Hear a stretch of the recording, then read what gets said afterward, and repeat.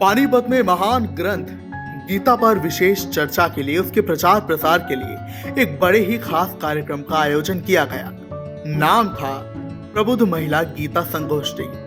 आपको बता दें कि इसमें मुख्य रूप से गीता के श्लोकों पर, गीता के ज्ञान पर, उस दिव्य ज्ञान पर चर्चा की गई।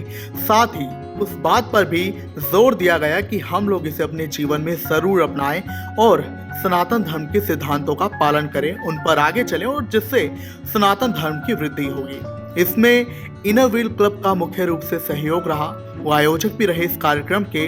इसके अलावा आपकी जानकारी के लिए बता दें कि इस कार्यक्रम में खुद गीता मनीषी स्वामी ज्ञानानंद जी भी पहुंचे। उन्हें देखकर तो मानो उनके जितने भी शिष्य थे, उनके जितने भी भक्त थे, उनमें अलग ही उत्साह बढ़ गया। सारे दौड़ पड़े स्वामी ज्ञानानंद की ओर, उन्हें फूल देने के लिए, उन्हें पुष्प गुच्छ देने के लिए। इस दौरान काफी उत्साह सब में देखा गया।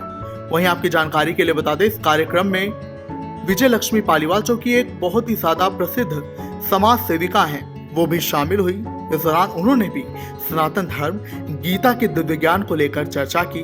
साथ ही कन्याओं को ये कहा कि आप इसे अपने जीवन में जरूर अपनाएं। साथ ही उन्होंने ये भी कहा कि अगर हम बच्चों में बचपन से ही धर्म की शिक्षा जो है डालेंगे, तो वो आगे जीवन में ना ही कभी डिप्रेस होंगे और ना ही कभी परेशान रहेंगे। देखिए रिपोर्ट।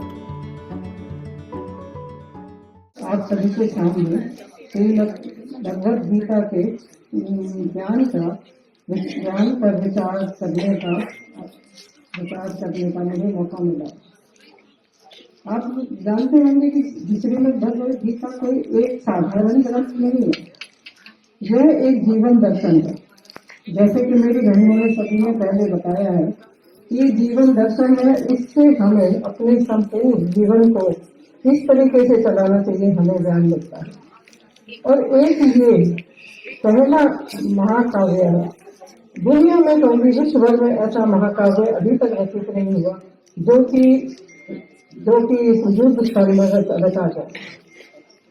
आज हमारे बच्चे बहुत जल्दी डिप्रेशन में आ जाते हैं, डिप्रेशन में आ जाते हैं। आप देखिए, देखो रोज समाचारों में आ रहा है कि लोग को मार दिया, ये कर दिया या सुसाइड कर दिया। ठीक है, ये जो गीता में जो अर्जुन है, ये भी तो एक अवसाद ही था। अवसाद किसको कहते हैं? डिप्रेशन। जब हमारे बच्चे या कोई भी डिप्रेशन में आता है तो हमें उसको गीता का उपदेश देना चाहिए। उपदेश तो मैं नहीं कहूंगी कि उसको शुरू से हम लोग गीता पढ़ाएंगे तो ये हमारा सारा ये मतलब ये कि बच्चे कभी भी उसमें नहीं जाएंगे डिप्रेशन में, बस क्योंकि हमने इसको छोड़ दिया। हम सभी जानते हैं स्वामी विवेकानंद जी के बाद जब उन्होंने अमेरिका में ये अपने गीता को रखा था, प्रवचन दिया था, उसके बाद गीता प्राय लुप्त सी हो गई, क्योंकि हम लोगों ने भी ध्यान नहीं दिया जिससे कि हम अपने बच्चों को गीता पढ़ाएं। मैं अपने भी उदाहरण देती हूँ कि हम चारों को हमारे पिताश्री ने बचपन से ही गीता पढ़ाई। आज भी हमें काफी श्लोक जवानी याद है।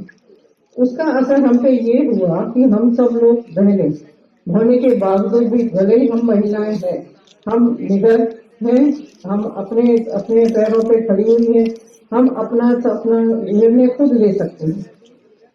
ये हमारे पिताश्री ने गीता पढ़ी, गीता वो खुद गीता पढ़ते थे, कोई पूजा पाठ नहीं करते थे।